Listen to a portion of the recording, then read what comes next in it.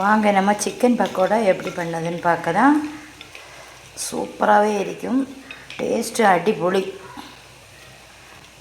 யாராவது என்னோடய சேனலை புதுசாக பார்க்குறவங்களா இருந்தால் சப்ஸ்கிரைப் பண்ணிவிட்டு பாருங்கள்.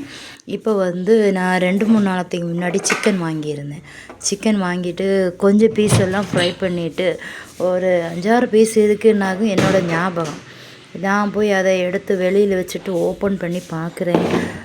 அப்பாடா 2 பீஸ் தான் இருக்கா, அதான் 3 பீஸு தான் இருக்கா. சரி உள்ளியோட பக்கோடா பண்ணதுக்காக வந்தேன். சரி இதை ஃப்ரை பண்ணி எடுத்துடலாம், பிள்ளைங்க கேட்குறாங்க எல்லாம் அப்படின்னு சொல்லிட்டு இருந்ததே அட்ஜஸ்ட் பண்ணி எடுத்துடலாம் அப்படின்னு சொல்லிட்டு 3 பீஸையும் சிக்கனை போட்டாச்சு. போட்டு இதை நல்ல முறுமுறுன்னு ஃப்ரை பண்ணக்கூடாது, மீடியமாக ஃப்ரை பண்ணி எடுக்கணும். அப்போ தான் நம்ம சாப்பிடும்போது நல்ல டேஸ்ட்டாக இருக்கும். நல்ல முறுமுறுன்னு நம்ம ஃப்ரை பண்ணோன்னா நம்ம பொரிக்கும் போதும் நல்லா ஃப்ரை பண்ணும்போது டேஸ்ட் இருக்காது. இப்போ க்ரஷ் பண்ணி எடுக்கலாம். நான் கை வச்சு தானே பிச்சு எடுத்துட்டு அதே மசாலாவில் நம்ம பாத்திரத்தில் இருந்த மசாலாவில் 2 வெங்காயம் அதை நீல வாக்கில் நான் கட் பண்ணி போட்டிருக்கேன். வெளுத்துள்ளி 10 மிளகு இதை நல்லா இடித்து கொரகொரப்பாக இதில் சேர்த்துக்கிடணும். கறிவேப்பிலை, மல்லி இலை எல்லாமே சேர்த்துக்கணும். நான் அந்த மசாலாவில் இருந்ததுனால சேர்க்கலை. 3 டீஸ்பூன் அரிசி மாவு சேர்த்துக்கிடுங்க. 4 டீஸ்பூன் கடலை மாவு சேர்த்துக்கிடுங்க. பஜ்ஜி மாவே சேர்த்துக்கிட்டால் போதும். 1/2 டீஸ்பூன் கரம் மசாலா சேர்த்துக்கிடுங்க.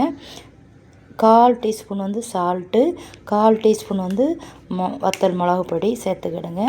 காரம் அவ்வளோ போதும்னா வேண்டாம், அதை ஸ்கிப் பண்ணிக்கிடுங்க. ஸ்கிப் பண்ணிவிட்டு இப்போ வெங்காயம் மசாலா எல்லாம் போட்டாச்சு. கை வச்சு நல்லா ñரடி எடுத்துக்கிடுங்க. ñரடி எடுத்ததுக்கப்புறம் இந்த சிக்கனை சேர்த்துக்கிடுங்க. சேர்த்து ஒரு 10-15 நிமிஷம் கழிஞ்சதுக்கப்புறம் இப்போ நம்ம அதையும் திருப்பி மசாலா நல்லா விரவி விட்டுக்கிடுங்க. விரவி விட்டுட்டு சின்ன குட்டி குட்டியாக பால்ஸ் போட்டு ஆயில் நான் ஆல்ரெடி ஹீட் பண்ண வச்சுட்டேன். அப்போ தான் நம்ம சீக்கிரமாகவே ஃப்ரை பண்ணி எடுக்க முடியும். இப்போ சின்ன உருண்டையாக போட்டுட்டு திருப்பி மறைச்சும் 2 தடவை போட்டு எடுங்க. நல்ல முறுமுறுன்னு மீடியமாக வச்சுக்கிடுங்க. முறுமுறுன்னு வந்தோடனே எடுத்து டீ போட்டு சாப்பிடும்போது கண்டிப்பாக ட்ரை பண்ணுங்கள். சூப்பராகவே இருக்கும்.